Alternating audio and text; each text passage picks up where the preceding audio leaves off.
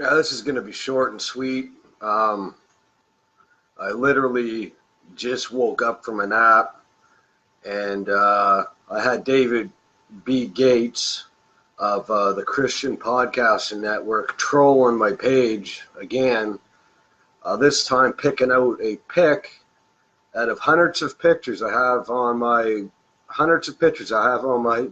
page. He picks one out to start a debate with. And yet he won't deal with an issue we were going back and forth with the last couple days. The implication argument of the judgment tied in with justification. The reason why I left full preterism again. He said, I want to have you on my show to debate faith, the meaning of faith, to debate this, that. I said, well, let's debate the implication argument. Why don't you want to debate that, David? Is it because of the discussions thus far? Yeah. So he said, I'll debate you on the meaning of faith, pistis, anything else but the implication argument. And of course, I know why. It can't be refuted. And I sent him a couple videos ago. He's seen a couple videos originally I did. Then I did a 3-part series breaking it down for people, as it was kind of confusing for people. Yeah, he didn't want to discuss that. I said, I'll go on the show tomorrow and debate that issue any time. That implication argument, as I buried it in the summer, as it has to do with the ramifications of the gospel. And so it's a very vital issue if the judgment's in the past. Because there cannot be any salvation or justification today.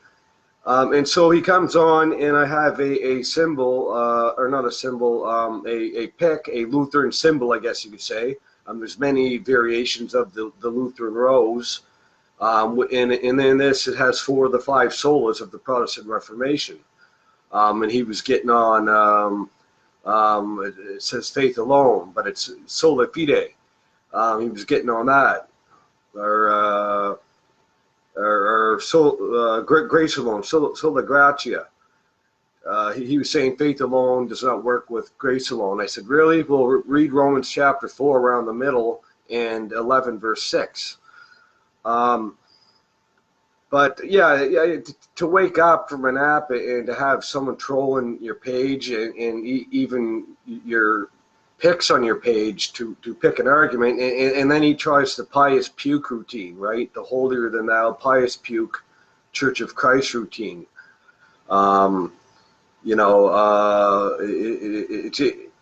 Just amazement. I didn't think the guy was like this, as I had many discussions with him in the past. But that's David B. Gates. That's David B. Gates. But the discussion, I guess I could have copied and pasted it. Let me see if I can't do it now. Can I?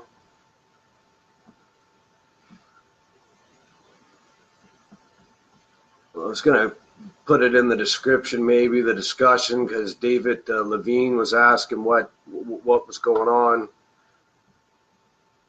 Let me see if I can put it in the comments here so people can see. No, it's just waking up. I didn't even get a coffee to me, you know what I mean? And I'm just sitting here. Well, the coffee is getting ready, checking notifications, and that's what I seen. Michael Miano. Michael, you have not dealt with the past judgment argument in that. I've read that before, and I listened to your audio. You didn't deal, because you can't, because you even admitted to me the other day you don't understand the doctrine of justification. If you don't understand the doctrine of justification, how are you going to refute my argument, which is based on the implications of justification and the judgment? So you didn't refute my argument, Michael Miano. So, whatever. I'll gladly come on your podcast tomorrow, and we'll debate the implication argument, the judgment argument. We're not going to wander around either from that. We're going to stick right to that issue. How about that, Michael? But yeah, you're going to need a cram in one night to understand the doctrine of justification, which of course it'll take you 20 years before you'll even start to comprehend the definition of justification, as it's kind of a little kept secret that Michael isn't too bright. Yeah, that's basically it. David Gates, I never thought he was like this, but he was starting to troll more and more. Yeah, now we have Michael trolling when he doesn't even understand the issue of justification, and he thinks he defeated my implication argument before. And he admitted to me, and I can pull up that post. I could use some work on justification. Well, really? Really? I mean, after the podcast, that was evident, and that was how long ago? Paul's thematic statement, the theme of Romans 1:16 and 17. For I'm not ashamed of the gospel, for it is the power of God unto salvation to everyone that believeth, to the Jew first, and also to the Greek. For therein, that's the gospel, is found the righteousness of God. From faith to faith, the just shall live by faith. That's the thematic statement of the book of Romans. That is Paul's theme in the book of Romans, defending the doctrine of justification and imputation, the heart of the gospel. You know, Michael doesn't. So in other words, if you don't understand that, you don't understand Romans, which is Paul's most systematic presentation of the gospel, and you do not understand Pauline theology. That's all there is to it. If you don't understand the doctrine of justification, because it's his thematic statement, Romans 1:16 to 17, which he develops in 3:21 through 26. And then we have Romans 4, of course, Romans 4:1 through 6. Then the whole chapter of Romans 4, the Romans 5:1 through 11, the application of justification, Romans 5:12 through 21. We have imputation and the two Adams, and righteousness and justification being a gift, a gift, a gift, a gift. Then we have Romans 8, chapter 1 through 4, imputation, Romans 8:33 through 34. Romans 9, verse 33, Romans 10, verse 3 and 4, Romans 11, 6. So it's all over Romans. So, yeah, Michael, it's a little kept secret there, buddy. Little kept secret. Michael keeps posting this link.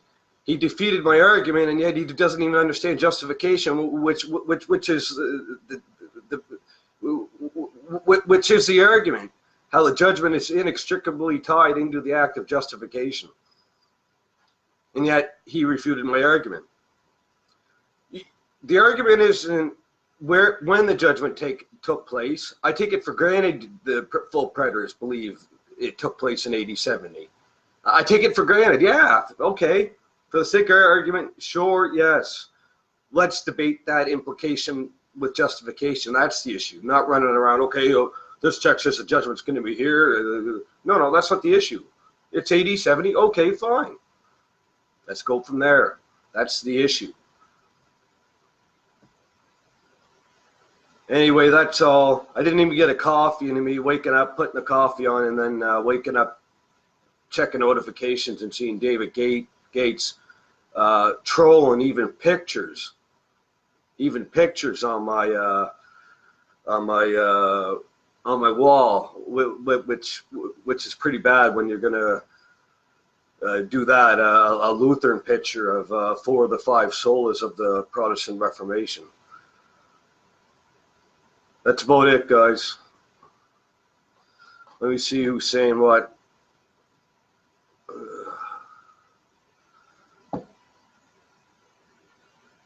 Yeah, I know, Lance. Well, that's the thing. I mean, Lance understands the implication, and he's not even a full preterist.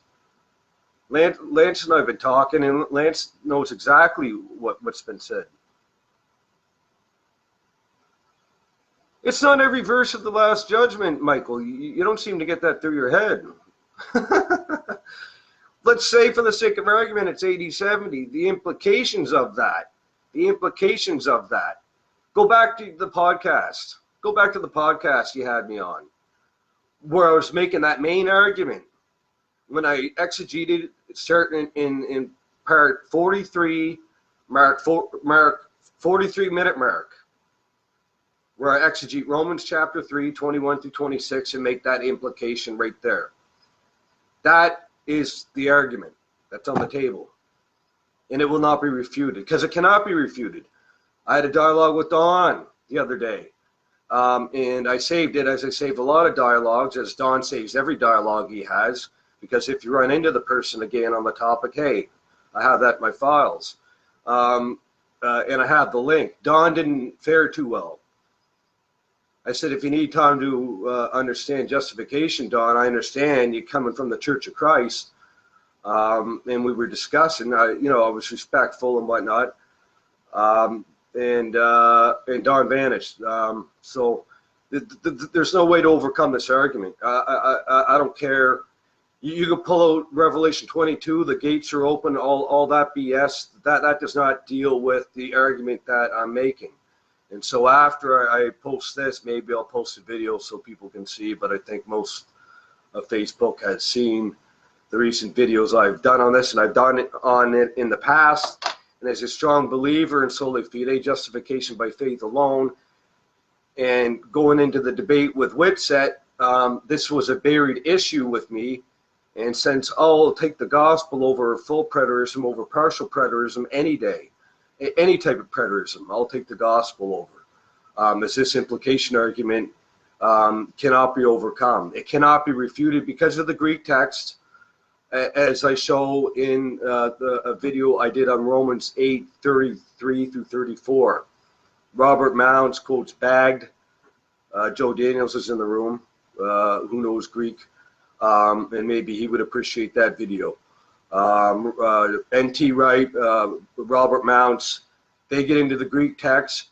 Dr. James White, a couple others that I have here that I had for the video, and show, well, it's obviously courtroom language, like Romans 3. It's courtroom, it's legal, it's forensic, it's judgment, it's the last judgment brought into the here and now. That's what justification is. It's the verdict of the last judgment being brought into the here and now, and we're pronounced righteous, accepted as righteous and forgiven for the merits of Christ.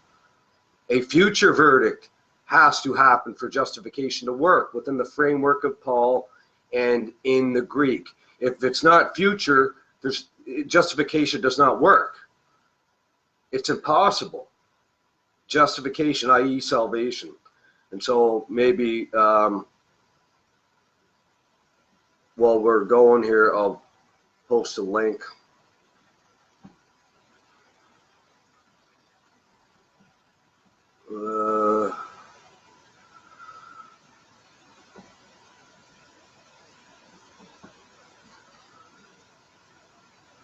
But yeah, David B. Gates, he wanted to debate the definition of faith, pistis. He wanted to debate all of these other churches of Christ stuff, but he didn't want to debate the implication argument. And we were discussing it back and forth, and he wasn't really getting it. And so I don't know. And then I wake up him trolling some more.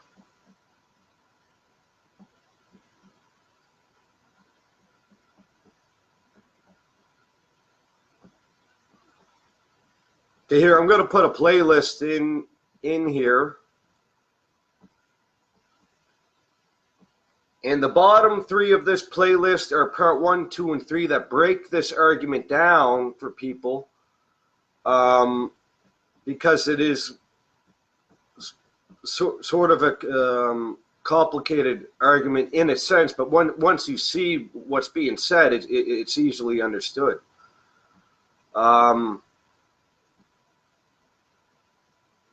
But it'll be in this playlist, and here's the one on Romans 8 I might as well put in there.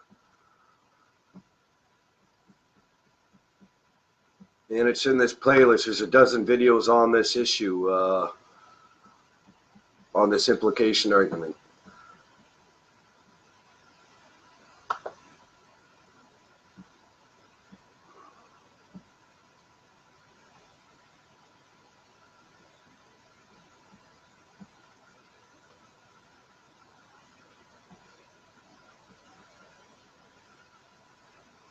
Okay, there's some people talking here that I missed. I'm sorry.